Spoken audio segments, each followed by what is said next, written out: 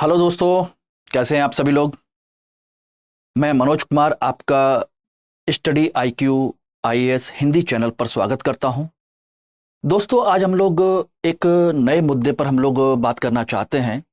मध्यकालीन भारत का इतिहास और उसकी आधारभूत समझ आज हमारा विषय है, जिस पर मैं आज आप लोगों को कुछ टॉपिक पर डिस्कस करूंगा और उम्मीद करूंगा कि आप इस टॉपिक को, इस सारी जो कंसेप्ट हैं, इसको आप अच्छे से समझें। मध्यकालीन भारत आप अच्छे से जानते हैं कि इतिहास का एक बहुत ही महत्वपूर्ण हिस्सा है, जिसमें एक ऐसा पीरियड गुजरा जहां पर बहुत कुछ बदलाव देखने को मिलता है। दोस्तों, ध्यान रखिएगा, हम मध्यकालीन भारत, ये जो विषय है इतिहास का, क्यों, कैसे और क्या पढ़ना है, इस पर हम लोग चर्चा करेंगे। लेकिन उससे पहले हम ये जानने की कोशिश करें कि आखिर मध्यकालीन भारत, इस टॉपिक के बारे में हमारे यूपीएससी सेगमेंट के लिए, यूपीएससी का जो कंसेप्ट है, जो यूपीएससी का जो एग्जाम होता है, उसमें इसकी कितनी और क्या उपयोगिता है, कैसे है, इसको थोड़ी सी जानने की कोशिश करते हैं। दोस्तों, सबसे पहली बात तो ये समझने की कोशिश कीजिए कि हमारे जो सिलेबस में है, भारतीय इतिहास और उसकी संस्कृति वाला मुद्दा प्रारंभिक परीक्षा के दृष्टिकोण से और मुख्य परीक्षा के दृष्टिकोण से दिया हुआ है। और उसके बाद जो टॉपिक है वो है आपका फ्रीडम मूवमेंट, स्वतंत्रता आंदोलन। और उसके बाद अगर हम बात करें तो विश्व इतिहास के कुछ विषय जो मुख्य परीक्षा में स्पेशली हैं, प्रारंभिक परीक्षा में नहीं है। दोस्तों, एक चीज ध्यान रखिएगा, लोगों ने कहा है हिस्ट्री ज्योग्राफी बड़ी बेवफा, सुबह पड़ी और शाम को सफा, या शाम को पढ़ा और सुबह सफा। देखिए दोस्तों, इतिहास लोगों के अनुसार अगर हम बात करें तो बहुत ही ज्यादा उसमें तथ्य हैं, डेट हैं, नाम हैं, जिसकी वजह से हर स्टूडेंट इसमें घबराता है। लेकिन अगर हम इतिहास की सही समझ विकसित करें तो ऐसा कुछ भी नहीं है, ऐसा कुछ भी नहीं है। बात मेरी समझिएगा, क्यों नहीं है? क्योंकि ये सब चीजें हमारे कुछ लोगों के द्वारा बनाई गई भ्रांतियां हैं। आपके एग्जाम में जो चीजें पूछी जाती हैं वो इतनी ज्यादा फैक्चुअल नहीं होती, ध्यान रखना। अगर आपका किसी भी विषय को लेकर के कंसेप्ट क्लियर है तो समझ लीजिए कि उसकी सारी चीजें बिल्कुल क्लियर हो जाती हैं। इसको समझने से पहले मैं थोड़ा सा आपको एक चीज के बारे में चर्चा करना चाह रहा हूं कि पहले इतिहास क्या है उसको एक लाइन में समझते हैं, उसके बाद हम भारत के इतिहास के संदर्भ में भी हम आएंगे। ध्यान रखना दोस्तों, इतिहास क्या है? इतिहास कुछ भी नहीं है। आज से पहले मानव जीवन की जितनी भी पहलू हैं, उन सभी पहलुओं का, जो भी घटनाएं हुई हैं, उनका संकलन है। यानी कि आज से पहले जो भी घटनाएं हुई मानव जीवन के विभिन्न पहलुओं में, उन सभी का क्या है? उन घटनाओं का एक संकलन है। इतिहास उसे कहते हैं, आज से पहले जो हो गया वो इतिहास है, यही तो कहते हैं। क्यों दोस्तों, ऐसा ही है ना? तो यही कंसेप्ट है। लेकिन इससे पहले जो घटनाएं हुई हैं वो किस किस डायमेंशन में हुई हैं उसको समझना बहुत जरूरी है। एक जो मनुष्य होता है, आप और मैं, हम लोग ध्यान रखना, हमारे जीवन के कई पहलू होते हैं। हमारा एक पहलू होता है, हम इसमें बात करेंगे तो इसमें देखेंगे, तो इसमें हम लोग बात करेंगे, इस करेंगे तो इसमें एक चीज ध्यान रखिएगा कि एक पहलू क्या है? एक पहलू है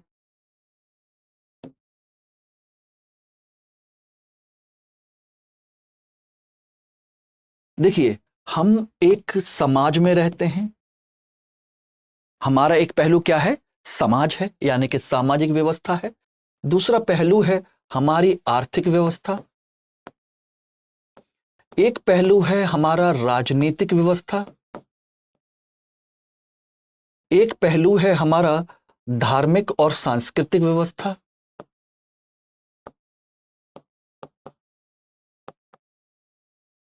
धार्मिक और सांस्कृतिक। इसके अलावा एक पहलू हम और कहते हैं जिसे हम कह सकते हैं वैज्ञानिक विचार, वैज्ञानिक वातावरण। ये पहलू हैं जहां पर एक मनुष्य अपनी समस्त गतिविधियों को संचालित करता है। हमारी जो भी घटनाएं हैं, हम सुबह उठते हैं तो हमारा घर परिवार है, समाज के लोग हैं, कुछ कमाने जाते हैं, कुछ करने जाते हैं तो आर्थिक व्यवस्था है, बाहर जो हमारी शासन व्यवस्था चल रही है वो हमारी राजनीतिक व्यवस्था है, ठीक है ना। घर में पूजा पाठ करते हैं, अपने विचारों का आदान प्रदान करते हैं, ये हमारी क्या है, एक धार्मिक और एक सांस्कृतिक व्यवस्था है। और कुछ हम सोचते हैं कुछ नया बदलाव लाने के लिए, कुछ अच्छा करने के लिए, उन सब को हम किस में लेके आते हैं, वैज्ञानिक व्यवस्था के अंतर्गत। तो यानी कुल मिलाकर के एक मनुष्य इतने सारे पहलुओं में विभाजित है, इतने सारे पहलुओं में अपने जीवन को जीता है। मैं अभी मध्यकालीन भारत क्या है इसके बारे में चर्चा नहीं कर रहा हूं, मैं बात कर रहा हूं कि जो मानव है, मानव की जो गतिविधि हैं वो इन पहलुओं में गुजरती है, ठीक है ना। देखिए, इतिहास को समझने की कोशिश कीजिए, ये बहुत जरूरी है। अगर समझ में आ गया तो समझ लीजिए कि आपका काम हो गया, समझ में नहीं आया तो फिर फैक्ट रटते रहिए और रट्टा मारते रहिए, ऐसा कुछ नहीं होने वाला, ठीक है ना। आइए बहुत आसान तरीके से, मैं भी देखिए साइंस ग्रेजुएट हूं और मोस्ट ऑफ द स्टूडेंट्स जो हैं साइंस, इंजीनियरिंग और अन्य कैटेगरी से आते हैं, और वो लोग सोचिए कितना अच्छा सारे सब्जेक्ट को पकड़ करके सिलेक्शन लेके निकल जाते हैं। वो चीजों को, फैक्ट को रट्टा नहीं मारते, वो कंसेप्ट को समझते हैं और निकाल ले जाते हैं। आपको भी वही करना है, बात समझ रहे नहीं। और अल्टीमेट उद्देश्य क्या है, सिलेक्शन लेना, विशेषज्ञ बनना नहीं है। और उससे पहले क्या करना है, हमें उससे पहले यह करना है कि उस विषय से संबंधित जो बेसिक कंसेप्ट है उसको जानना बहुत जरूरी है। अगर वो हम नहीं जाने तो समझ लीजिए हम कुछ नहीं कर पाएंगे। मेरी बात समझिएगा। इसलिए मध्यकालीन भारत में टॉपिक स्टार्ट करूं उससे पहले मैं चाहता हूं कि हम क्या करें, इतिहास को जानें। और इतिहास किसका है, इतिहास है मानव का, ना कि किसी राजा महाराजा का। ध्यान रखना, इतिहास किसी मनुष्य का है, मनुष्यों का है, राजा महाराजा का नहीं है। अब कहो सर राजा महाराजा ही तो पढ़ते हैं, बताऊंगा कैसे और कितना पढ़ते हैं और क्यों पढ़ते हैं, ठीक है ना। तो इतिहास किसका है, हमारा, आपका, पूरे समाज का, देश के लोगों का, इनका सबका इतिहास है। और ये सब मिलकर के इस सारी व्यवस्थाओं में अपनी गतिविधियां करते हैं, ठीक है ना। आज से पहले या आज जो भी करोगे वो इसी क्षेत्र में तो होंगी, डेली आप इन गतिविधियों में शामिल होते हैं। तो ये घटनाएं कल जो हुई थी वो इतिहास बन गया, उससे पहले जो हुआ था वो भी इतिहास बन गया, ठीक है ना। अब कंडीशन ये आती है कि इस समाज व्यवस्था, राजनीतिक व्यवस्था, धार्मिक व्यवस्था, वैज्ञानिक व्यवस्था में जो हमको लीड करता है, या हम अपनी व्यवस्था के लिए जिसको अपने हाथों में अपनी सत्ता, अपनी व्यवस्था सौंप देते हैं, या एक व्यक्ति ऐसा कभी पैदा होता है समाज में हमारे यहां जो हमारी इन सारी चीजों को प्रभावित करता है, उनका योगदान हमको पढ़ना पड़ता है। अब सोचिए, आपने सुना होगा महात्मा गांधी, बाल गंगाधर तिलक, सुभाष चंद्र बोस, ये कभी हमारे शासक थोड़ा ना थे, राजा थोड़ा ना थे, ठीक है ना। थे क्या, नहीं थे, लेकिन फिर भी हम पढ़ते हैं। दूसरा महात्मा बुद्ध चले जाइए, तुलसीदास हैं, ठीक है ना, और रामदास है, समर्थ गुरु रामदास हैं। ये लोग भी देखेंगे मध्यकालीन भारत से लेकर के बहुत सारे साधु संत, बहुत सारे अज्ञानी पुरुष, बहुत सारे अच्छे अच्छे विचारक, आर्यभट्ट से लेकर के अलबरूनी से लेकर बहुत सारे लोग ऐसे हैं जो हमारी शासन व्यवस्था से जुड़े हुए नहीं थे, फिर भी हम उनको पढ़ते हैं। क्यों पढ़ते हैं, क्योंकि उन्होंने अपने अपने क्षेत्र में हमारे इस गतिविधियों को प्रभावित किया है। तो केवल उन्हीं लोगों को पढ़ना है, उन्हीं व्यक्तियों को पढ़ना है जो हमारी इस व्यवस्था को प्रभावित करते हैं, सबको नहीं। अब अशोक का बेटा कौन है, ठीक है, कुणाल है, उसने थोड़ा बहुत काम किया, उसके बारे में जान लिया। अब कुणाल का बेटा कौन है, उसका वंश क्या है, कैसे है, जरूरी तो नहीं है ना उसके बारे में जाने। अगर उसमें से किसी ने भी अच्छा योगदान दिया होगा, अच्छा या बुरा, तो उसके बारे में जान लेंगे कि इसने हमारे समाज को कितना और कैसे प्रभावित किया था। तो बस हम उन इतिहास में उन सभी व्यक्तियों के बारे में पढ़ने की कोशिश करते हैं जो हमारी इस व्यवस्था को प्रभावित करते हैं। बात समझ गए? केवल इतना ही है, सबको नहीं पढ़ना है, सारे व्यक्तियों के बारे में नहीं पढ़ना है। तुलसीदास की पत्नी का नाम क्या है हमको नहीं जानना है, उनके बच्चे कौन कौन से, उनके नाम क्या है हमको नहीं जानना है। एक आध ऐसा कोई आलतू फालतू क्वेश्चन पूछा जाता है तो बैंक एसएससी पीसीएस के लेवल पर कभी ऐसा कोई क्वेश्चन पूछ लिया तो पूछ लिया, उसके लिए पागल होने की या भागने की जरूरत नहीं है। तो मेरी बात समझिएगा, बेसिकली इतिहास में क्या पढ़ना है, हमें इतिहास में पढ़ना है ये सारे सेगमेंट कि आज से पहले हमारे मानव जीवन के इतिहास में प्रारंभ से लेकर के अब तक हमारे समाज में क्या क्या कब कब कौन कौन से बदलाव हुए, आर्थिक व्यवस्था में क्या क्या कैसे कैसे बदलाव हुए, राजनीतिक व्यवस्था में कौन कौन आया और उसने क्या क्या बदलाव किए, धार्मिक सांस्कृतिक अवस्था कैसे बदली, किस तरह से बदली, वैज्ञानिक सोच में कब कब कहां कहां कौन कौन सी नई चीजें आई थी, उनके बारे में हमको जानना है। यह है इतिहास। यानी कि इन सारी घटनाओं को हमें किसमें बांटना है? तीन चीजों में। प्राचीन काल में बांटना है, मध्यकाल में बांटना है और आधुनिक काल में। ठीक है ना? बात मेरी क्लियर? प्राचीन, मध्यकाल और आधुनिक काल, इतिहास को हमने इन तीन कालखंडों में विभाजित कर लिया और इसमें हम इन सारी चीजों को देखने की कोशिश करेंगे कि किस किस कालखंड में इन गतिविधियों में क्या क्या बदलाव हुए और उन बदलाव में किस किस ने अपनी क्या क्या भूमिका निभाई। यही इतिहास है। मेरी बात समझ में आ गई? तो आज का जो पहला लेक्चर है सही मायने में हमारा यही है कि आखिर हम जानने की कोशिश करें कि प्राचीन काल में ये सारे पक्ष जो हैं वो कैसे परिवर्तित हुए, फिर मध्यकाल में उनमें क्या परिवर्तन आया और आधुनिक काल में क्या परिवर्तन आया और किसने इनके परिवर्तनों में क्या योगदान दिया। यही तो इतिहास है। इतना में ही क्वेश्चन पूछा जाना है।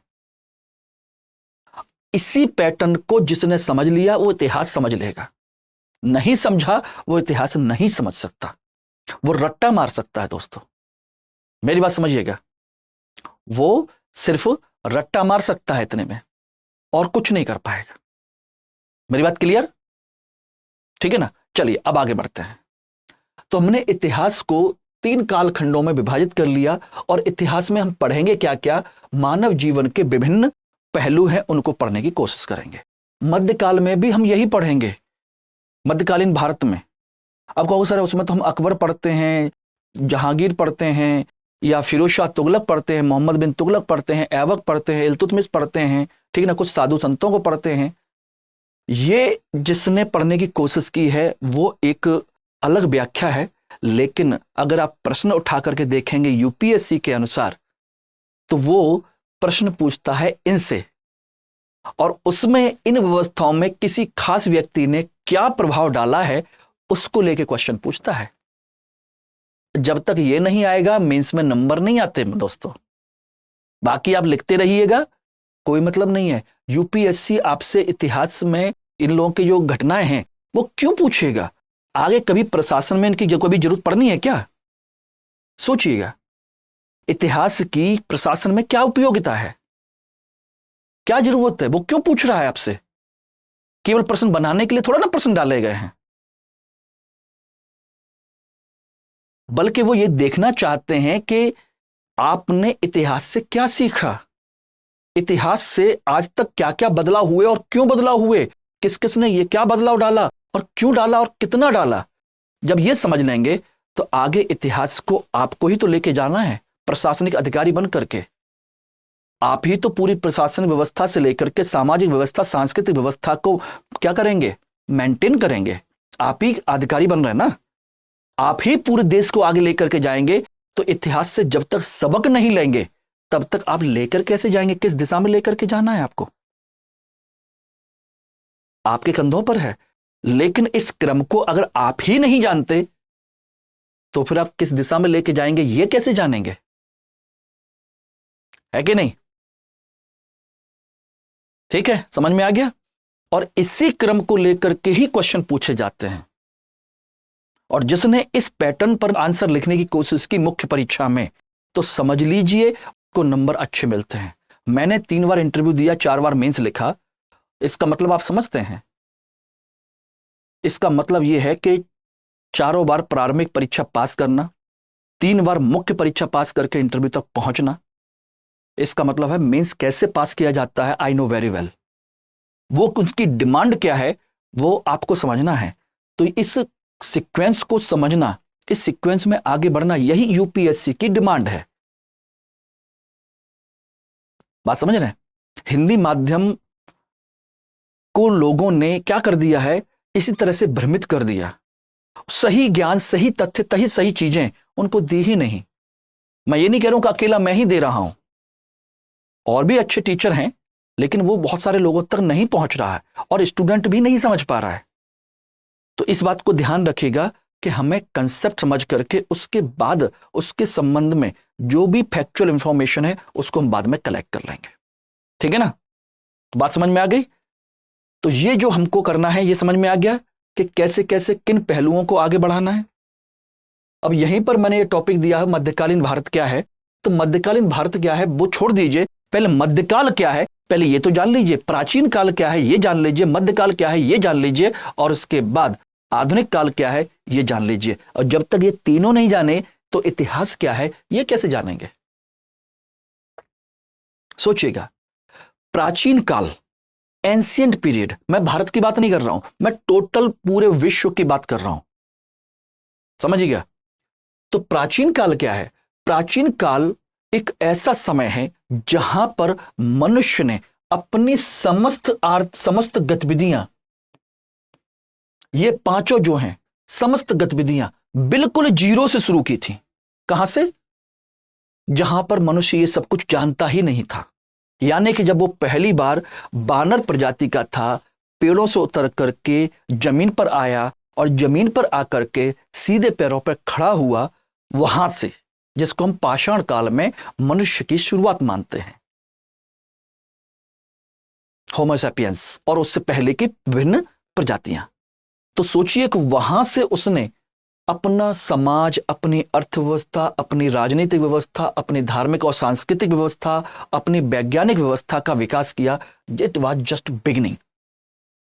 यह बिल्कुल प्रारंभ था।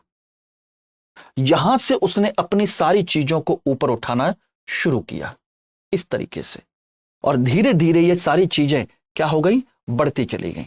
समय समय पर सोचिए क्या हुआ, बदलाव आते चले गए और ये ग्रोथ होती चली गई। यूं सोचिएगा, ऊपर की तरफ ग्रोथ होती चली गई। ये जो ग्रोथ का समय है, इन सारे पक्षों में समाज, अर्थव्यवस्था, राजनीतिक व्यवस्था, प्रशासनिक व्यवस्था, धर्म, संस्कृति, कला, विज्ञान, इन सब में जब ऊपर की तरफ विकास होता चला गया, इसको हमने प्राचीन काल का नाम दिया। ये चलता रहा, ठीक है ना? और चलने के बाद एक परिस्थिति, एक समय ऐसा आया कि यहां पर हमें कुछ पतन दिखाई देता है। आगे जाने के बजाय क्या हुआ, धीरे धीरे चीजें रिवर्ट होने लगी, उल्टी होने लगी उनमें से। और वो जो रिवर्ट हुई उसका मुख्य कारण था पूरे विश्व में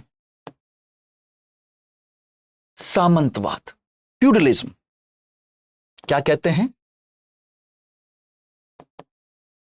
फ्यूडलिज्म कहते हैं दोस्तों, सामंतवाद।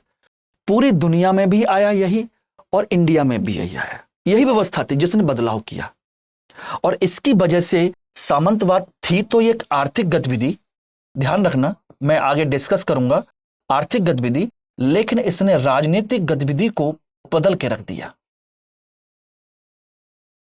क्योंकि शासन में राजा महाराजा की जगह पर कौन आ गए थे? सामंत आ गए, और सामंत शक्तिशाली हो गए और राजा जो था मुख्य रूप से वो कमजोर होता चला गया। और सोचिए, इन्होंने कंडीशन ये हुई कि इन्होंने इस सारे पहलुओं को क्या कर दिया, नीचे की तरफ डिक्लाइन कर दिया। क्या कर दिया? डिक्लाइन, नीचे की तरफ लेके आ गया। इनमें से केवल एक पहलू था जो आगे बढ़ा, केवल एक पहलू, और वो था कला संस्कृति। कला संस्कृति ही आगे बढ़ी, बाकी सारे पहलू जो हैं समाज, धर्म, ध्यान रखिएगा, समाज, धर्म, राजनीति, विज्ञान, अर्थव्यवस्था, ये सब नीचे आया और आपकी कला संस्कृति केवल ऊपर बढ़ी है। अभी आप देखेंगे तो भारत में प्राचीन काल में मंदिर वंदिर सब बने, लेकिन अच्छे मंदिर कब बने? सोचिएगा, मध्यकाल की शुरुआत में। उससे पहले की कोई चीज हमको ज्यादा नहीं दिखाई देती है। और आज जो पूरे भारत में आप जितने अच्छे अच्छे मॉन्यूमेंट्स, कला संस्कृति देखते हैं, वो कब सब किस पीरियड की है? मध्यकाल की शुरुआत से लेकर के मध्यकाल के अंत तक की है, यानी पूरे मध्यकाल की है। इनमें आपके ताजमहल से लेकर के, किलों से लेकर के, विभिन्न प्रकार के उत्तर दक्षिण के मंदिरों को लेकर के सारे देखेंगे, सब मध्यकाल के हैं। चाहे तंजौर का बृहदेश्वर मंदिर हो, होयसल के मंदिर हो, ये सब मध्यकाल की शुरुआत के हैं और मध्यकाल के हैं। उससे पहले की चीजें हमारे यहां नहीं है। पेंटिंग वेंटिंग भी देखेंगे, संगीत कला भी देखेंगे, पेंटिंग भी देखेंगे, तो इसी पीरियड में बहुत ज्यादा डेवलप हुई, उस समय नहीं।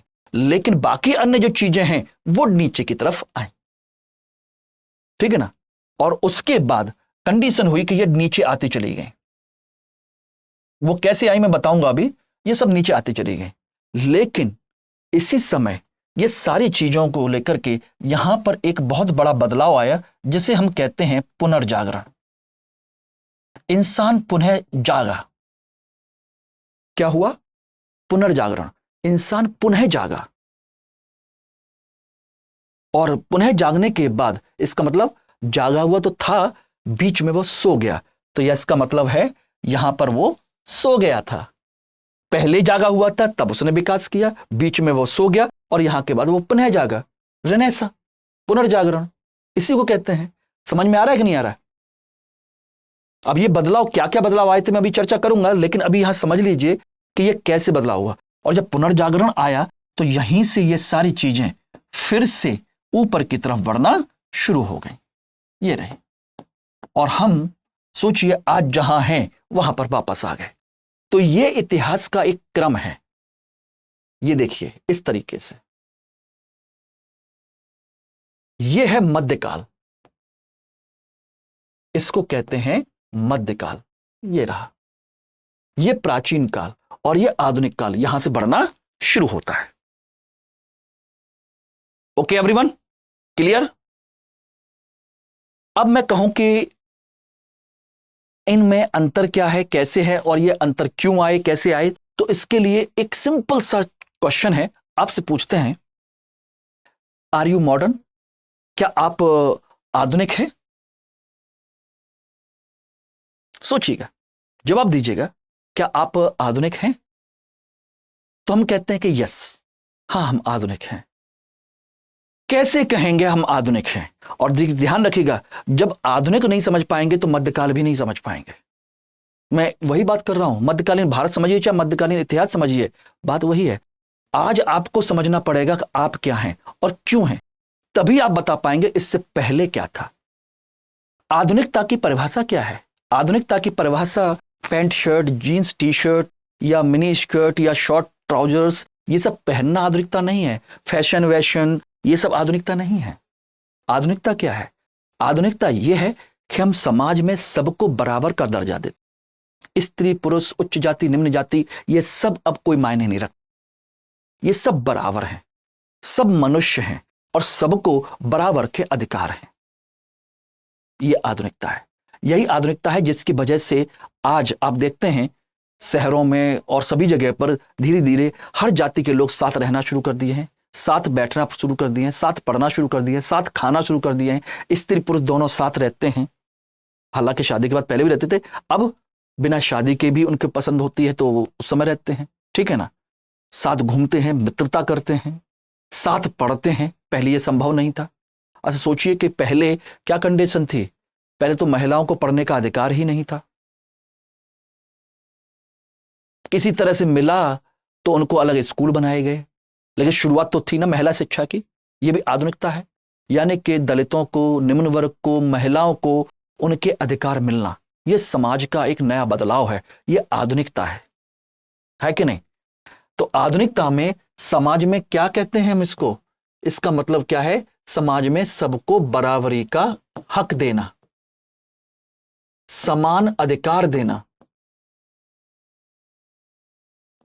यह है आपकी आधुनिकता समाज के स्तर पर। इसका मतलब हुआ मध्यकाल में ऐसा नहीं था। मध्यकाल में महिलाएं केवल भोग की वस्तु थी। तभी आपने सुना है ना, इस बादशाह के यहां, इस सुल्तान के यहां, इस राजा के यहां 300 रानियां थी, 500 रानियां थी, 500 इतना बड़ा हरम था। इसका मतलब क्या है? महिलाओं की गिनती भेड़ बकरियों की तरह होती थी। एक राजा 300 रानियां, व्हाट इज दिस? महिलाओं को कोई अधिकार ही नहीं है। उसे अपने पति से कब मिलना है, कब नहीं मिलना है, उसका कोई राइट नहीं है कि नहीं? कोई राइट नहीं था। उसको पढ़ना है कि नहीं पढ़ना है कोई मतलब नहीं, बाल विवाह कर दिए जाते थे। यह समझिएगा, यह समाज था। उसी तरह से जाति प्रथा, निम्न जाति के लोग बाहर रहिए, मंदिर में नहीं आ सकते, यहां नहीं हो सकते, ये नहीं कर सकते, वो नहीं कर सकते, छुआछूत बहुत ज्यादा था। तो यह था मध्यकाल, जिसको मैं कह रहा हूं, जहां पर महिलाओं को, निम्न वर्ग को और सभी तरह की जो व्यवस्थाएं थी वो बहुत ज्यादा जटिल थी। लोगों के पास अधिकार नहीं थे समाज व्यवस्था में। उसको कहा जाता है मध्यकाल। तुम्हारी बात समझ गए? मध्यकालीन भारत क्या है?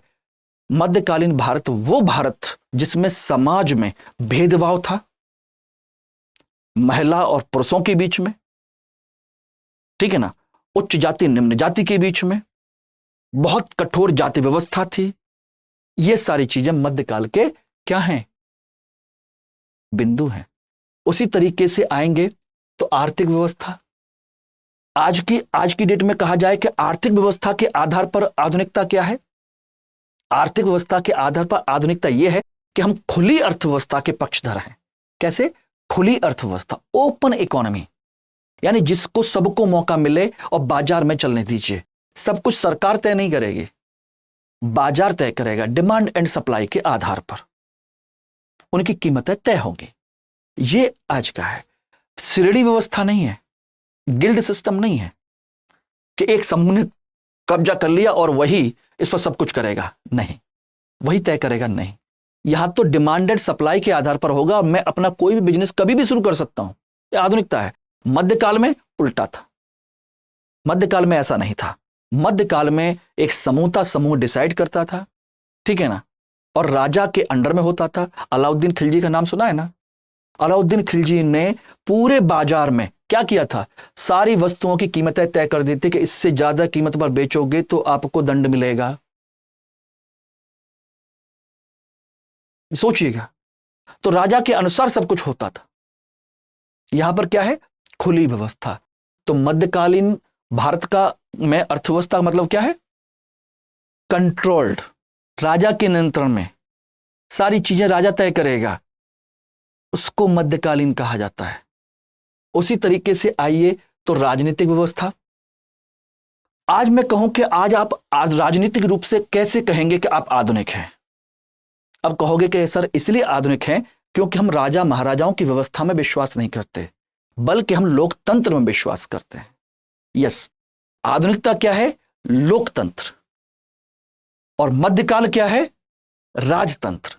समझ में आ गया? तो मध्यकाल की पहचान राजनीतिक स्तर पर क्या है? राजतंत्र, और राजतंत्र में भी सामंतवाद। समझिएगा, सामंतवाद। क्लियर है? उसी तरीके से मैं कहूं धार्मिक और सांस्कृतिक स्तर पर, तो आप समझ सकते हैं आज धार्मिक का मतलब होता है, आज धर्म का मतलब है मानव सेवा। कहते हैं ना कि मानव सेवा ही ईश्वर सेवा है। ना कि किसी मूर्ति या किसी भी धर्म को कट्टर पंथ के रूप में पूजना या मानना, वो नहीं है धर्म। धर्म क्या है? मनुष्य का मनुष्य के साथ, मनुष्य के लिए जुड़ाव। यही ईश्वर चाहता है। यह हमारी व्यवस्था है आधुनिकता की। और मध्यकाल की व्यवस्था क्या कहती है? धर्म से ऊपर कोई नहीं है। बलवन का सिद्धांत सुना है ना? औरंगजेब का, बलवन का, बोले कि धर्म के खिलाफ कुछ भी करोगे तो ऊपर वाले ने मुझे चुना है, मेरी बात को मानना तुम्हारी मजबूरी है। अगर नहीं मानोगे तो समझ लीजिए कि मेरी बात के खिलाफ नहीं हो, ईश्वर के खिलाफ हो, तो तुम्हें दंड मिलेगा। सोचिए, उस बिहाफ पर उसने कितने सारे लोगों को मरवा दिया। राजा ही धर्म का, ईश्वर का प्रतिनिधि बन जाता है कि नहीं? तो यही चीज थी।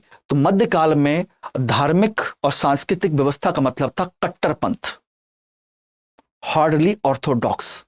आधुनिकता में कट्टरपंथ नहीं है, अपने अनुसार जब मर्जी हो तब पूजा कीजिए, जैसे मर्जी हो वैसे पूजा कीजिए, जहां मर्जी हो वहां पूजा कीजिए, कोई भी कट्टरपंथी मानने की जरूरत नहीं है। यह आधुनिकता है, ईश्वर केंद्रित नहीं बल्कि मानव केंद्रित धर्म व्यवस्था है, यह आधुनिकता है। और मध्यकाल उल्टा है, मध्यकाल में कट्टरपंथ है। बात समझ गए? मेरी बात समझ में आ गई? तो ये जो कंसेप्ट है ये आपको देखना है, ठीक।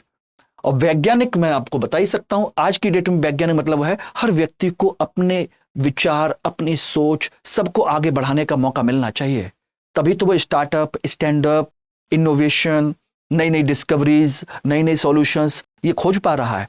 और मध्यकाल में क्या था? शिक्षा कुछ एक लोगों के हाथों में थी, प्रशासन कुछ एक वर्ग के हाथ में था, बाकी किसी के पास कोई अधिकार नहीं थे।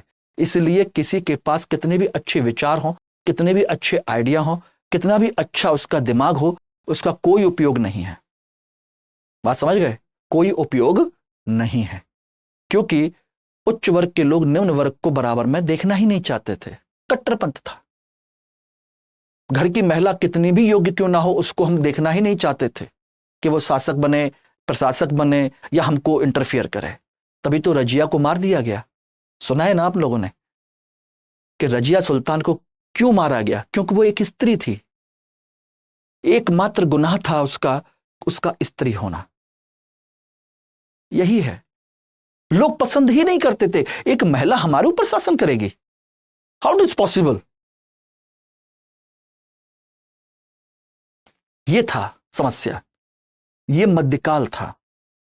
आधुनिक काल में सोच रहे होंगे तो आपको अगर ध्यान हो, थोड़ा ध्यान दीजिएगा। हमारे फंडामेंटल ड्यूटीज दे रखे हैं हमारे कॉन्स्टिट्यूशन में, संविधान में हमारे मूल कर्तव्य दिए हुए हैं। उसमें से एक मूल कर्तव्य क्या है? हम सभी का यह कर्तव्य है कि हम अपने आसपास में वैज्ञानिक सोच और विचार को बढ़ावा दें, है कि नहीं? ये सब उसमें शामिल है। क्लियर है? तो बात समझ में आ गई। इन पहलुओं का मतलब हो गया कि मध्यकाल में इनमें से केवल कला संस्कृति का जो पहलू है वही विकसित हुआ था, बाकी सब डाउन हो गया था। और यही सारे पहलू फिर से आधुनिक काल में बढ़ते चले गए पुनर्जागरण के बाद। मार्ग भी समझिएगा, पुनर्जागरण के बाद ये बढ़ते चले गए। अब कहोगे कि सर प्राचीन काल में क्या हुआ था? प्राचीन काल में इन सारी चीजों की शुरुआत हुई थी बिल्कुल ही जीरो से। और स्टार्टिंग में सब सोचिए, समाज हो, अर्थव्यवस्था हो, राजनीतिक व्यवस्था हो, धर्म हो, वैज्ञानिक हो, सब कुछ हमारा क्या था? सब मिलजुल करके था, कोई भेदभाव नहीं था किसी तरह का, सबको मौका था। पाषाण काल में सोचिएगा इंसान कैसा था? पाषाण काल में इंसान सब मिलजुल करके ही रहते थे, मिलजुल कर शिकार करते थे। फिर धीरे धीरे उन्होंने गांव बसाया, फिर धीरे धीरे घर के मुखिया को उन्होंने अपना गांव का मुखिया बना दिया, तो राजनीतिक व्यवस्था आ गई। फिर उन्होंने अपनी जमीन जायदाद का इकट्ठा करना शुरू किया कि भाई ये मेरा खेत, ये तेरा खेत, ये मेरे पेड़, ये मेरे पेड़। इस तरह से आर्थिक व्यवस्था का विकास हुआ, ठीक है ना? गांव का विकास हुआ, पॉपुलेशन बढ़ती चली गई, ठीक। उसी तरह से गांव का मुखिया बना दिया गया तो राजनीतिक व्यवस्था आ गई। जो जिस प्राकृतिक व्यवस्था को मानने लगे वो सांस्कृतिक और धार्मिक व्यवस्था होने लगी। वैज्ञानिक सोच जो नई नई चीज क्रिएट करने लगे, औजार बनाने लगे, धातुओं की खोज करने लगे, ये सारी चीजें बिल्कुल जीरो से शुरू हुई और यहां तक आई। बाद में जाकर के सामंती व्यवस्था के एक व्यवस्था ने इस पूरी व्यवस्था को बदल करके रख दिया और वो सब कुछ क्या हो गया? नीचे। अब कहोगे सर सामंती व्यवस्था है क्या और क्यों है? अगर सामंतवाद नहीं जानते तो मध्यकाल भी नहीं जान पाएंगे, यह समझ लीजिए। ध्यान रखिएगा कि ये जो कंसेप्ट है कि सामंतवाद, प्राचीन काल से जो व्यवस्था चली आ रही थी, प्राचीन काल से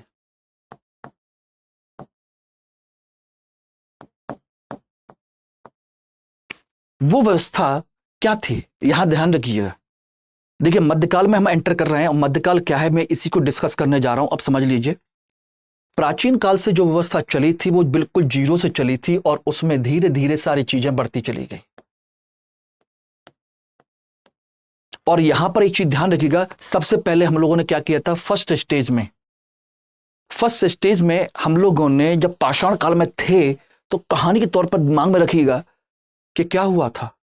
हमने अपना एक गांव बसाया और गांव में एक ऐसा व्यक्ति जो हमारे गांव की रक्षा कर सके, हमने उसको मुखिया बना दिया और उसे कह दिया कि तुम कोई काम मत करो, हम तुम्हारी जरूरत का सारा सामान, सारी चीजें हम आपको देंगे, आप बस केवल हमारे और हमारी संपत्ति की रक्षा करिए।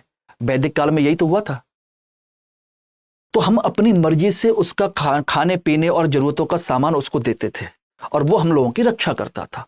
एक प्रशासनिक व्यवस्था में राजा की शुरुआत हो रही थी ये। ठीक, बाद में जाकर के जब वो थोड़ा हमारा गांव कबीला बढ़ता चला गया तो सोचिए राजा भी थोड़ा सा शक्तिशाली चाहिए था, तो राजा भी शक्तिशाली होता चला गया और धीरे धीरे उसने अपनी सेना रखना शुरू कर दिया, आसपास के क्षेत्रों को बड़ा करना शुरू कर दिया, दूसरे गांव को अपने कब्जे में कर लिया। इस तरह से धीरे धीरे उसका राज्य बड़ा होता चला गया। तो जब बड़ा होता चला गया तो सोचिए कोई भी राजा एक समय के बाद क्या चाहेगा कि मेरा बेटा मेरे बाद शासक बने, ना कि दूसरा कोई और। ऐसी प्रवृत्ति आना शुरू हुई। तो इस तरह से पितृ सत्तात्मक राजतंत्र प्रणाली की शुरुआत हुई। राजा का बेटा ही राजा बनेगा, एक वंश ही दूसरा वंश, वो एक वंश ही उसको आगे बढ़ाएगा। ये आपने देखा था, चाहे रघुकुल हो, चाहे पांडु और कौरव हो, आप समझ रहे होंगे, पांडव कौरव, कुरुवंश हो, यही तो थे ही। वंश चला आ रहा था, रघुवंश वो चला आ रहा था, उसके बाद उसका, उसके बाद उसका, उसके बाद उसका बेटा, उसके बाद उसका बेटा शासक बनेगा। एक वंश चला आ रहा था, हर कोई चाहता था और साम्राज्य बड़ा करते रहते थे। तो ये व्यवस्था आपकी प्राचीन काल तक चलती रही, आप अच्छे से देख रहे होंगे, चलती रही इसी तरीके से, ठीक है ना। लेकिन जब राज्य बड़ा हो जाता है, सोचिएगा, जब एक राज्य बड़ा हो जाता है और यहां पर उसका राजा है, तो सोचिए वो अपने राज्य को छोटे छोटे छोटे छोटे प्रदेशों में विभाजित कर देता है और वहां पर उनका एक एक गवर्नर नियुक्त कर देता है। सोचना, जब तक राजा शक्तिशाली है, किंग पावरफुल है, तब तक ये जो गवर्नर हैं ये कैसे हैं, कमजोर हैं। इसकी बात को मानेंगे। इनका काम क्या है, इस पूरे क्षेत्र से टैक्स कलेक्शन करना और यहाँ की प्रशासनिक व्यवस्था को देखना और टैक्स कलेक्ट करके राजा के पास भेजना। राजा इनको सैलरी देगा, राजा जब मर्जी होगी तब इनका ट्रांसफर भी कर सकता है, राजा इनको सैलरी देता है, सब कुछ करता है। तो एक समय के बाद कंडीशन ये हुई कि ये कभी कभी क्या करते हैं कि इस राजा को कमजोर करने की कोशिश करते हैं या कमजोर व्यक्ति को शासक बनाने की कोशिश करते हैं जिससे कि ये पावरफुल हो सके। तो कभी कभी क्या होता है कि राजा ही कमजोर पैदा हो जाता है। अब राजा का बेटा ही राजा बनना है तो जरूरी नहीं है अशोक का बेटा अशोक की तरह महान ही होगा, वो कमजोर भी हो सकता है, उसको दीन दुनिया से कोई लेना देना नहीं, आलसी भी हो सकता है, अय्यास भी हो सकता है, कुछ भी हो सकता है।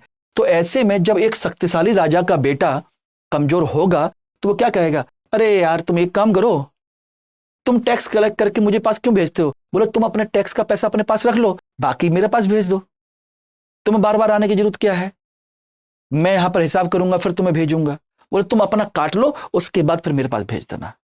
इस तरह से ये पावरफुल हो जाते हैं। बोले कि एक काम करो, और अच्छा एक काम और कर सकते हो कि एक काम करो, अपनी सैलरी का एक हिस्सा तुम अपने पास रख लो, ये यहां से, यहां पर से इतने में से जो कमाई होगी वो तुम्हारी होगी, बाकी यहां का पैसा मेरे पास भेज दो। यानी तुम्हारे पास 500 गांव की जमींदारी है, 500 गांव का क्षेत्र है, तो 500 में से ये 50 गांव तुम्हारी सैलरी के हैं, 450 गांव मेरे पास भेज दीजिए टैक्स। बोले पूरा मेरे पास भेजोगे, मैं हिसाब करके फिर तुम्हारे पास भेजूंगा। बोले ये मत करिए। और बोले कि ये तो ये हो गया, उसके बाद क्या हुआ? बोले कि ये तुम्हारी पुश्तैनी हो गई, तुम्हारी ही है, तुम्हारे बाद तुम्हारे बेटों की होगी। क्योंकि जब ये राज्य जो गवर्नर हैं ये पावरफुल होने लगेंगे तो इससे वो कुछ भी कहलवा सकते हैं। तो अगले चरण, पहले चरण में क्या हुआ कि ये सैलरी दे दी गई, अगले चरण में उसको क्या कर दिया गया? बोले कि उसको तुम्हारा बना दिया गया, तुम्हारी ही पुश्तैनी संपत्ति बना दी गई। अब सोचिए कि अगली बार यहां का जब गवर्नर बनेगा कोई दूसरा, तो दूसरा ये गवर्नर ये हिस्सा ले लेगा, तीसरा बनेगा तो ये हिस्सा ले लेगा, चौथा बनेगा तो ये हिस्सा ले लेगा। इस तरह से धीरे धीरे छोटे छोटे छोटे छोटे गवर्नर, नए नए सामंत बनते चले जाएंगे।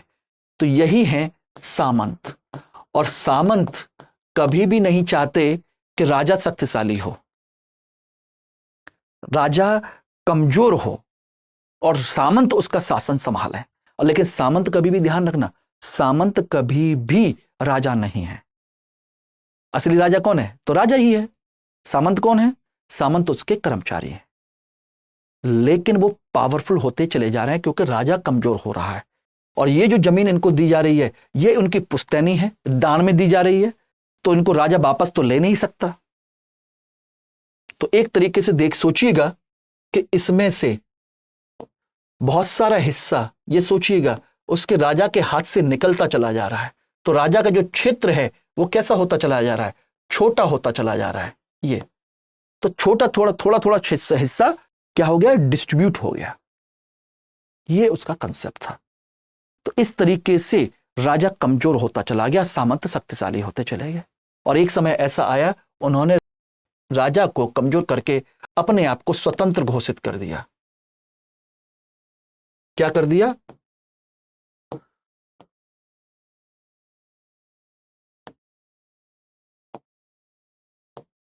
स्वतंत्र घोषित कर दिया इन राजाओं ने, छोटे छोटे सामंतों ने, और राजा खत्म।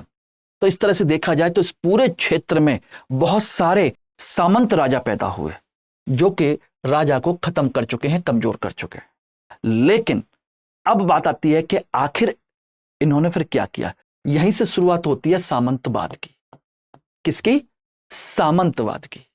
और यहीं से शुरुआत होती है मध्यकाल की। पूरे विश्व में भी यही घटना है, भारत में भी यही घटना है, बस समय काल का अंतर है, टाइम पीरियड का अंतर है। वो मैं डिस्कस करूंगा अभी, तो पहले इसको समझ लीजिए। तो यहां से सामंतवाद की शुरुआत का मतलब होता है मध्यकाल की शुरुआत, पूरे विश्व में और भारत में भी। क्लियर है? समझ में आ गया? तो यहां पर यह जानना जरूरी था। ठीक, अब इसके बाद आता है सामंतवाद के बाद में हुआ क्या। सामंतवाद के बाद यह हुआ, सामंतवाद में सर्व प्रमुख कौन है? सामंत। लेकिन सामंत राजा नहीं है, बल्कि कौन है? एक कर्मचारी थे, अधिकारी थे। इसलिए इन सामंतों ने क्या किया, उस समय के जितने भी धार्मिक लोग थे, धर्म के लोग थे, उनको अपने साथ जोड़ लिया। क्योंकि जब ये राजा कमजोर हो गया तो सोचिए कि धार्मिक लोग इनका साथ तो देंगे ही देंगे, भाई उनको भी तो दान दक्षिणा चाहिए कि नहीं चाहिए। तो जितने ज्यादा राजा होंगे उतना ज्यादा राज्याभिषेक होंगे, उतने ज्यादा दान दक्षिणाएं मिलेंगी, ठीक है ना, और धर्म का प्रचार प्रसार करने का मौका भी मिलेगा। तो उन्होंने, सोचिए, धार्मिक लोगों ने इनका साथ दिया। सोचिए, इनका एक जॉइंट कोलैबोरेशन बन गया, इनडायरेक्टली, अप्रत्यक्ष रूप से धार्मिक गतिविधियों को इन्होंने इस पर दिया और इन्होंने इनको कहा कि आप हमारा साथ दीजिए। इसलिए इस समय के पीरियड में धार्मिक लोगों ने इन सामंतों की जन्म कुंडली को देवी देवताओं के वंश से जोड़ दिया कि ये राम के कुल के हैं, कि ये लक्ष्मण के कुल के हैं, कि ये भरत के कुल के हैं, कि ये शत्रुघ्न के कुल के हैं, कि ये उनके कुल के हैं, कि कृष्ण के वंश के हैं, कि ये बुद्ध के वंश के हैं, किसके वंश के हैं। सोचिए, अलग अलग सामंतों की परंपरा को अलग अलग देवी देवताओं के वंश से जोड़ दिया, जो कि इससे पहले कहीं पता नहीं चलता था। इन्होंने पूरी एक लिस्ट बना दी। और सोचिए, इस तरीके से जब किसी देवी देवता के वंश से जोड़ दिया तो सोचिए इसका मतलब क्या हो गया। ये सामंत कैसे हो गए? धार्मिक रूप से जुड़ गए, ईश्वरीय व्यवस्था के साथ अटैच हो गए। तो ऐसी स्थिति में सोचिए, सामंत को जनता ने स्वीकार कर लिया कि ये तो हमारे धर्म के वंश के हैं, और धर्म को बढ़ावा दिया इन्होंने। सामंत से कहा कि तुम हमारे धर्म को बढ़ावा दो, तुम खुद जब इस धर्म को मानोगे तो जनता भी मानेगी। तो इस तरह से धार्मिक कट्टरपंथ की यहां से शुरुआत फिर से हुई, धार्मिक कट्टरपंथ की शुरुआत। ईसाई धर्म में भी यही हुआ था, हिंदुस्तान में भी यही हुआ था, समझ लीजिए, विश्व में भी यही हाल था और यहां पर भी यही हाल है। मेरी बात समझ में आई कि नहीं आई? तो इस तरीके से सामंत और धार्मिक लोग मिलकर के एक बन गए। सामंतों ने धर्म को बढ़ावा दिया और धार्मिक लोगों ने सामंत को समर्थन दिया जनता के बीच में। इस तरह से जनता ने इनको अपना राजा मान लिया। अदरवाइज राजा तो ये था, ये सामंत कभी राजा नहीं थे। अब जनता ने इनको मान लिया तो फिर राजतंत्र आ गया। यहीं से शुरुआत होती है भारत में, मध्यकालीन भारत में, किसकी? राजपूत काल की। किसकी शुरुआत होती है? राजपूत काल। यहीं से भारत में मध्यकाल की शुरुआत होती है। मध्यकाल की शुरुआत मुसलमानों के आगमन या तुर्कों के आक्रमण से नहीं होती कि भाई मोहम्मद गजनवी ने भारत पर आक्रमण किया, वहां से हम देखें, या मोहम्मद गौरी ने भारत पर या दिल्ली पर कब्जा कर लिया और सोचिए कुतुबुद्दीन ऐबक को शासक बना दिया, वहां से मध्यकाल की शुरुआत हो रही है। भारत में ऐसा नहीं है। वो तो तब माना जाता है, हम पढ़ने के लिए अलग अलग कर देते हैं। अदरवाइज हम भारत में मध्यकाल मानते हैं राजपूत काल से, क्योंकि यहीं से सामंतवाद की शुरुआत है। तभी आप देखेंगे तो इस राजपूत काल में खुद सोचिएगा, इन राजपूतों में से ऐसा कौन सा राजपूत है जो बौद्ध धर्म को मानता है या जैन धर्म को मानता है, कि सिवाय गुजरात के शासकों को छोड़ करके, बंगाल के पाल शासक को छोड़ करके, बाकी कोई नहीं मानता। सब किसको मानते हैं? हिंदू धर्म की व्यवस्था को, क्योंकि उसमें कृष्ण का जो संदेश है वो युद्ध का संदेश है, शांति का संदेश नहीं है। बात समझिएगा। हालांकि शांति के सारे प्रयास किए जाते हैं, लेकिन बाद में जब गीता सुनाई गई है तब अर्जुन को युद्ध रोकने के लिए नहीं कह रहे हैं, बल्कि युद्ध करने के लिए कह रहे हैं, धर्म की रक्षा के लिए। यह अंतर है, ठीक है ना? तो ये मेरी बात समझिएगा। तो यहां से पूरे राजपूत सोचिए धार्मिक कट्टरपंथ को लेकर चलते हैं, बलि प्रथा चलती है, सारी चीजें चलती हैं। और यही राजपूत सोचिए अपने हरम में क्या करते हैं? रानियों को रखते हैं। 10, 20, 50, 100 नहीं, 100, 150, 200 तक रखते हैं रानियों को। पढ़ के देखिएगा, सुन के देखिएगा। अपने कला संस्कृति को बढ़ावा देते हैं। क्या करते हैं? अपने अपने किले बनवाते हैं, महल बनवाते हैं, रंग महल बनवाते हैं। आज भी सोचिए कि राजस्थान में जाइए तो क्या मिलता है आपको? मध्यकाल के पूरे किले दिखाई देते हैं। जोधपुर का, आमेर का, ग्वालियर का, सब जगह के यही कहानी है कि नहीं? ये बनवाते हैं। कला संस्कृति खूब बढ़ावा देते हैं, लेकिन महिलाओं को सम्मान नहीं देते। मतलब रानी है लेकिन 100 रानियां हैं, महिला बराबर कहां है? एक पत्नी के साथ क्यों नहीं? जौहर प्रथा, बोले एक साथ मर जाओ, मैं मर गया तुम भी मर जाओ। जौहर प्रथा, बाल विवाह इसी पीरियड में शुरू हुआ। सती प्रथा इसी पीरियड में चल रही है खूब। दलित निम्न वर्ग के लोग बोले दूर रहिए, वो प्रशासन शासन व्यवस्था में आ ही नहीं सकते, स्कूल कॉलेज में जा नहीं सकते। ये सब चीजें इस पीरियड में शुरू हुई, राजपूत पीरियड में। पढ़ के देखिएगा, आपको समझ में आ जाएगा। और जब ये राजपूत हैं तो खुद सोचिए कि ये छोटे छोटे राजवंश बन गए हैं। तो सोचिए एक बड़ा क्षेत्र नहीं है, बल्कि क्या है, एक छोटे छोटे क्षेत्र हैं और आपस में लड़ रहे हैं अपनी अपनी ताकत को दिखाने के लिए। कोई कहता है कि मैं उसके कुल का हूं, कोई कहता है मैं उसके कुल का हूं, कोई कहता है मैं उसके कुल का इतना महान हूं। तो आपस में लड़ रहे हैं, आपस में लड़ रहे हैं। तो सोचिए क्या हालत होगी। एक दूसरे से लड़ेंगे तो ऐसे में लड़ने वाले माहौल में अर्थव्यवस्था का विकास हो सकता है क्या? नहीं। इस पीरियड में राजपूत काल में अगर आपने थोड़ा बहुत पढ़ा हो, पढ़ी के देखिएगा, इनके बहुत कम सिक्के मिलते हैं। सिक्के ही नहीं है, अर्थव्यवस्था विकसित नहीं है, क्योंकि लड़ झगड़ रहे हैं। किसी चीज का विकास नहीं हो सकता। समाज में विषमता है, राजनीतिक रूप से खुद बिखरे हुए हैं, ठीक है ना, आर्थिक रूप से कमजोर हैं, सांस्कृतिक रूप से कट्टरपंथ है, केवल कला संस्कृति बढ़ रही है। और सोचिएगा उसके बाद क्या, वैज्ञानिक, जब ऐसा माहौल होगा तो वैज्ञानिक सोच क्या करेगी, कहां से आएगी? क्या नई साइंटिफिक डिस्कवरी हो पाएंगी? नहीं। यह राजपूत काल या मध्यकाल की विशेषताएं बता रहा हूं मैं, वही है चीज। तो मेरी बात समझ में आ गई? तो ये आपस में लड़ झगड़ रहे हैं और यहां पर कुछ नहीं कर पा रहे। यही शुरुआत है मध्यकाल की। केवल कला संस्कृति का विकास होता है, बस। समझ में आ गया? यही सामंत है, यही सामंतवादी व्यवस्था है। हम इसमें एक एक करके सारे टॉपिक को डिस्कस करते चलेंगे, सारी चीजें कवर करेंगे बहुत अच्छे तरीके से, ठीक है ना। इसमें आप किसी तरह की कोई टेंशन मत लीजिए। आज जो हम बात कर रहे हैं वो मध्यकाल की, तो बात समझ में आ गई। मध्यकाल क्या है? एक तरीके का सामंत काल है। और इसमें हम क्या क्या पढ़ेंगे, कैसे कैसे पढ़ेंगे, अब इसमें हम आगे देखते हैं। क्या पढ़ना है इसको हम देखते हैं। तो आई थिंक अब तक जो मैंने डिस्कस किया है वो एक कहानी के तौर पर समझ में आ गया होगा। आधुनिक और प्राचीन काल के बीच का जो हिस्सा है वो मध्यकाल है। और मध्यकाल की भारत में शुरुआत कहां से होती है? राजपूत काल से, यानी कि सामंतवाद से, ठीक है ना। और इसका मतलब हो गया कि हम मध्यकाल में, ध्यान रखिएगा, यूपीएससी के हिसाब से या किसी भी चीज के हिसाब से इसे हम दो पार्ट में डिवाइड करेंगे। ध्यान रखना, एक पूर्व मध्यकाल, इसे हम कहते हैं राजपूत काल, ठीक, और दूसरा है उत्तर मध्यकाल। और उत्तर मध्यकाल में दो चीजें हैं, एक दिल्ली सल्तनत,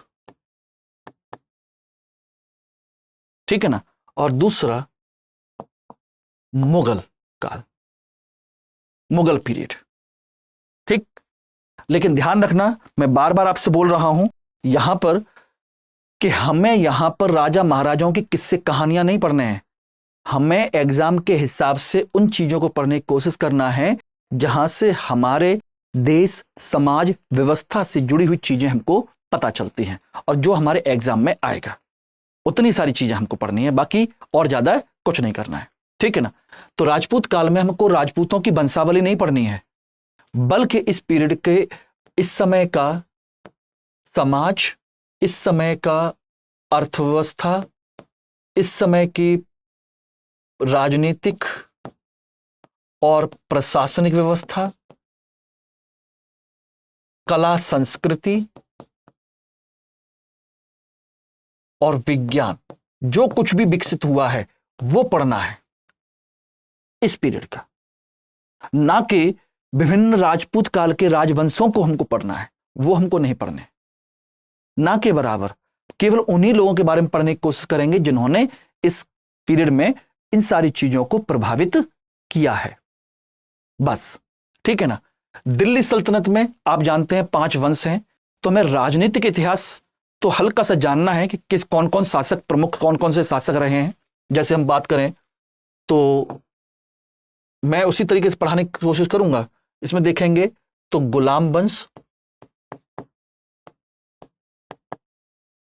ध्यान रखना, गुलाम वंश के बाद खिलजी, तुगलक, सैयद वंश और लास्ट कौन सा है, लोधी। इनमें से सभी शासकों के बारे में नहीं, केवल उन शासकों के बारे में जानने की कोशिश करनी है जहां से इन्होंने हमारी इस व्यवस्था को प्रभावित किया है, बस। कुछ कुछ कुछ कुछ खास खास चीजें, और हम जो बात करेंगे इसमें हम पूरे इतिहास के अनुसार नहीं चलेंगे, टॉपिक वाइज नहीं चलेंगे, बल्कि खास खास टॉपिकों को उठाएंगे जहां से क्वेश्चंस बनते हैं। उन सारी चीजों को देखने की कोशिश करें एक नए तरीके से। ध्यान रखना, मुगल में आप जानते ही हैं बाबर,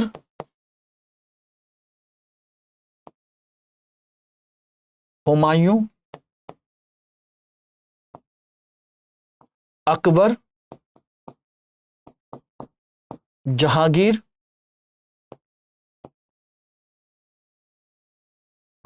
शाहजहां, औरंगजेब, इनको देखेंगे। और इसके अलावा इसमें हम चीज देखेंगे कौन कौन सा, एक चीज देखेंगे विजयनगर,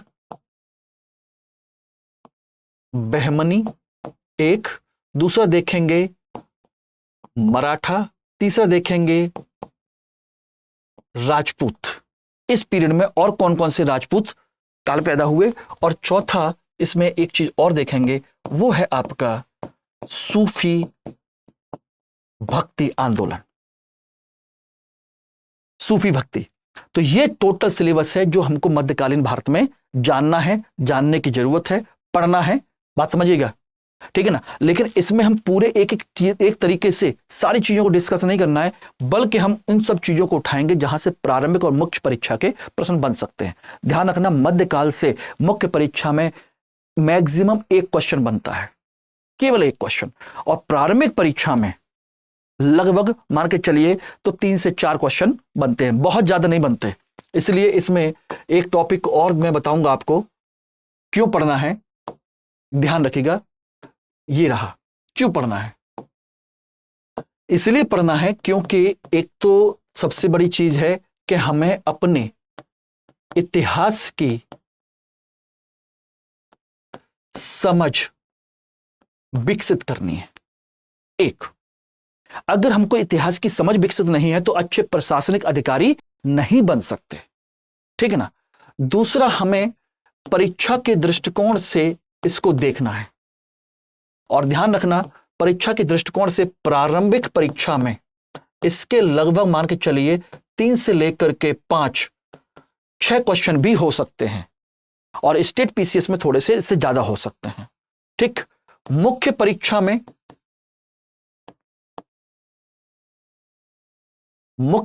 में इसमें देखे जाए तो इसमें बहुत ज्यादा क्वेश्चन नहीं, एक क्वेश्चन, 1 या 2 क्वेश्चन, वो भी कला संस्कृति से ज्यादा रहते हैं, कला संस्कृति का बस 1 या 2 क्वेश्चन, बस इससे ज्यादा इसमें क्वेश्चन नहीं होते।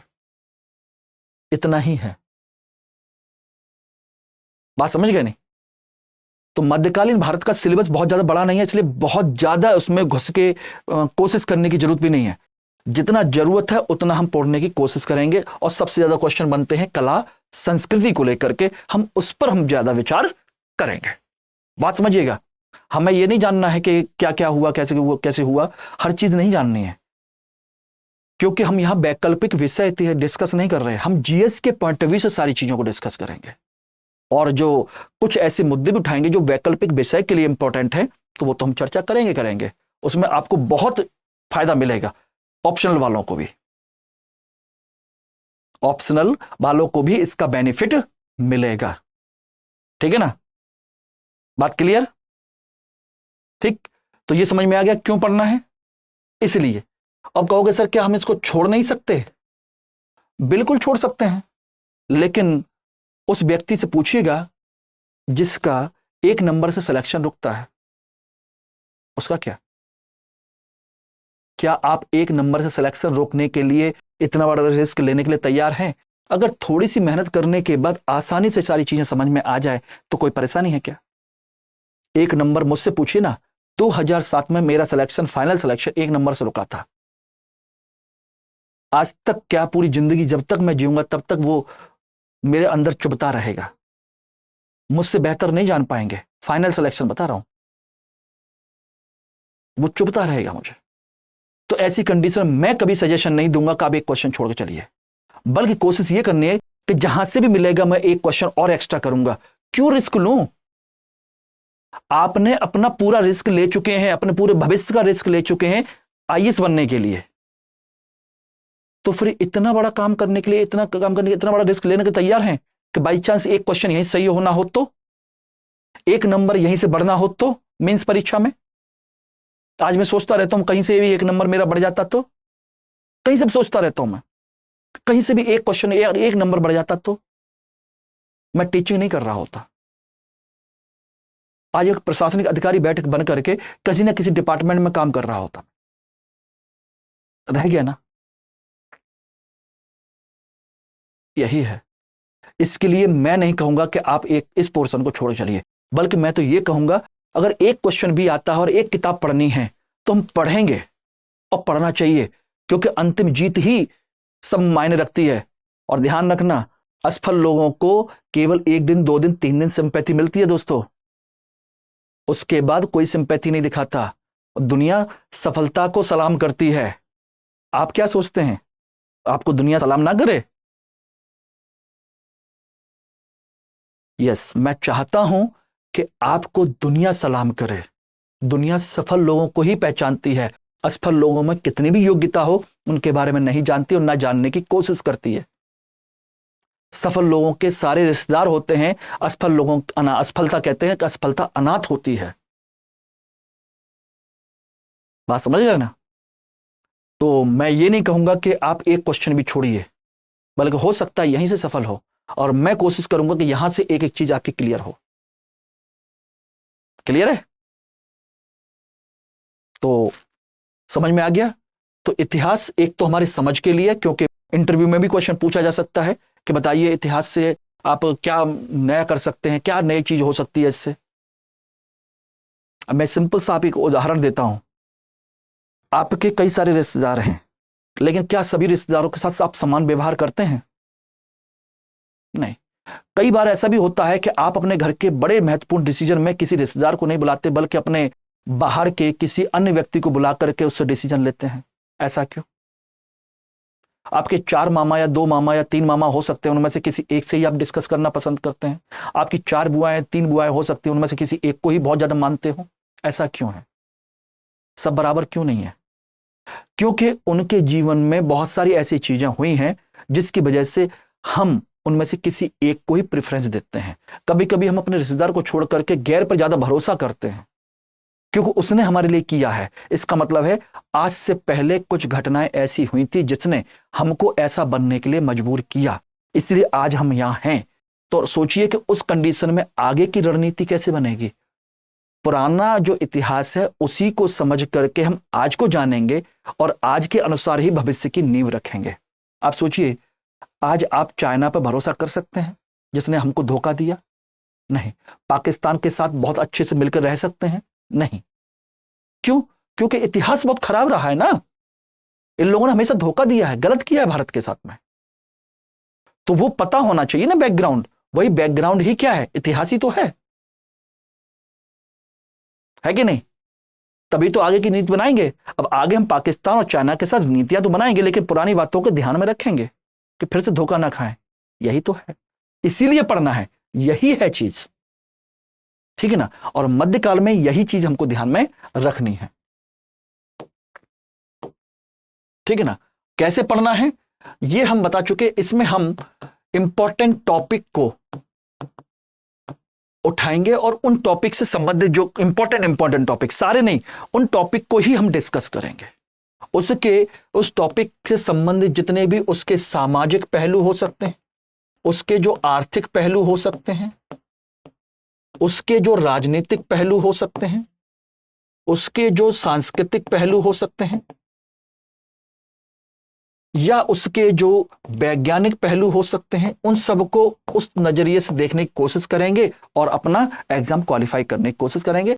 उन मुद्दों को उठाएंगे जहां से क्वेश्चंस बनते हैं, ठीक है ना।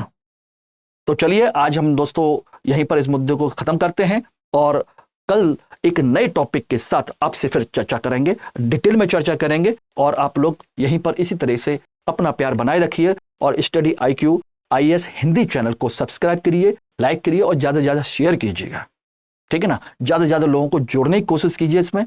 All the best, thank you very much.